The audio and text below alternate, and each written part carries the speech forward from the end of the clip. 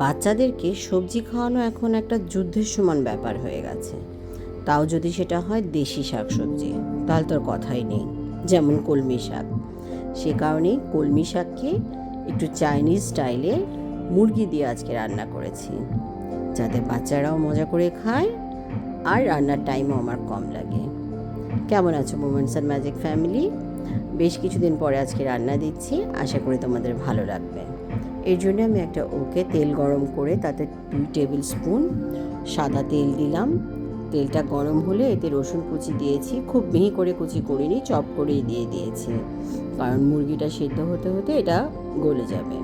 এটাকে ভালো করে সতে করে এর মধ্যে আমি দিয়ে দেব কয়েকটা শুকনো মরিচ। শুকনো মরিচটা দিয়েও ভালোভাবে সতে করে নেব। সত্যি কথা বলতে কি, রান্নাটা আমি রিয়েল টাইম করে তোমাদের দেখানোর জন্যে প্রথমে প্ল্যান করেছিলাম, সেভাবেই ভিডিও শুরু করেছিলাম, কিন্তু মাঝ ভিডিওতে গিয়ে অ্যাজ ইউজুয়াল ঢাকা শহরের গ্যাস প্রবলেম, গ্যাসের প্রেশার কমে গেছিলো। যাই হোক, এখনও প্রেশার ঠিক আছে। সেই অবস্থায় আমি প্রথম দিলাম মুরগির মাংস, বুকের মাংস জুলিয়ান কাট করে কেটে নিয়েছি, প্রায় 1 কেজির মতো। মাংসটাকে দিয়ে ভালো করে সতে করতে হবে যতক্ষণ না মাংসের এই গোলাপি ভাবটা চলে যায়। এর মধ্যে আস্তে আস্তে আমার গ্যাস কমা শুরু হয়েছে। যাই হোক, আমি এখানে সামান্য একটু লবণ দিয়েছি, বাট আমি সাজেস্ট করব তোমাদেরকে প্রথমে লবণ না দিতে, কারণ এটাতে বেশ কিছুটা চিকেন পাউডার ইউজ হবে, আর চিকেন পাউডারে বেশ লবণ থাকে। সো লাস্টের দিকে লবণ চেক করে যদি লাগে অ্যাড করবে। আমি যেহেতু যে চিকেন পাউডারটা ইউজ করি, এটা লবণের পরিমাণটা আমি জানি বলে আমি অল্প একটু লবণ আগে দিয়ে দিয়েছিলাম। এই যে দেখলে আমি যে চিকেন পাউডারটা ইউজ করি সেটা প্যাকেটও দেখিয়ে দিলাম। এটা একটা হালাল চিকেন পাউডার, এটা আমি 2 টেবিল স্পুনের মতো দিয়েছি।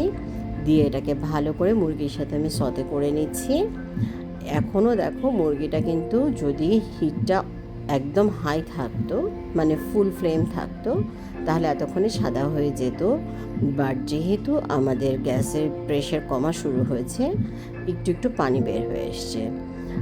চাইনিজ রান্না এটা একটা মহা পেন। সো চেষ্টা করবে যখন গ্যাসের হিট বেশি থাকে তখন করতে, বা ইলেকট্রিক কুকার বা এতে করতে। এখন আমি এতে সাদা গোলমরিচের গুঁড়ো দিয়েছি, দিয়ে ভালো করে সতে করে নিচ্ছি। এই অবস্থায় আমি কলমি শাকগুলোকে আস্ত কাঁচাই দিয়েছি, হ্যাঁ, ভালো করে ধুয়ে পানি ঝরিয়ে। আমি কোনো ব্লাঞ্চ করে নিইনি। ব্লাঞ্চ করিনি এই চিন্তা করি যে মুরগিটা হতে হতে কলমি শাকটাও হয়ে যাবে এবং ওনার সাথে সাথে খেয়ে নেব।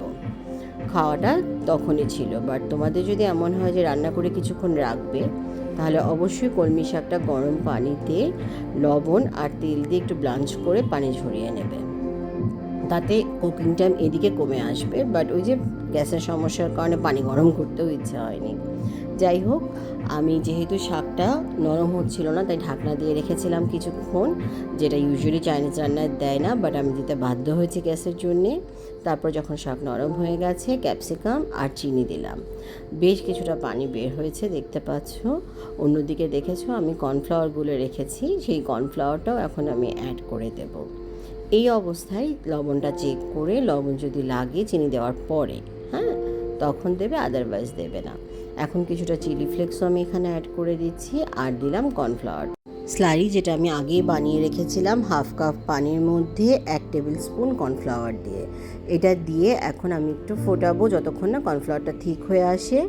ওই যে বললাম গ্যাসের ফ্লেম বেশি থাকলে এটা সাথে সাথেই হয়ে যেত, বাট আমার ফ্লেম খুবই কম, তাই একটু সময় লাগছে। এই পর্যায়ে বলি, এখানে আমি খুব কম মশলা ব্যবহার করেছি, তাতে ডিশটা যেমন হয়েছে হেলদি, তেমন হয়েছে টেস্টি। আমার বাচ্চারা এটা খুব মজা করে সাদা ভাত দিয়ে খেয়েছে, ফ্রাইড রাইসের সাথেও এটা আপনারা খেতে পারেন বা বাচ্চাদের দিতে পারেন। আশা করি এরকম ভিডিওগুলো আপনাদের ভালো লাগছে। ভালো লাগলে লাইক, কমেন্ট আর সাবস্ক্রাইব করে আমাদের সাথে থাকবেন। আপনাদের এক একটা কমেন্ট আমাদের পথ চলার বিশাল একটা অনুপ্রেরণা। আমি আবার বলছি, এইভাবে রান্না করলে বাচ্চারা সবজি মুরগির সাথে চেটেপুচে খেয়ে নেবে। এইটুকু গ্যারান্টি দিয়ে আজকে শেষ করলাম। ভালো থাকবেন। Thank you. Bye by.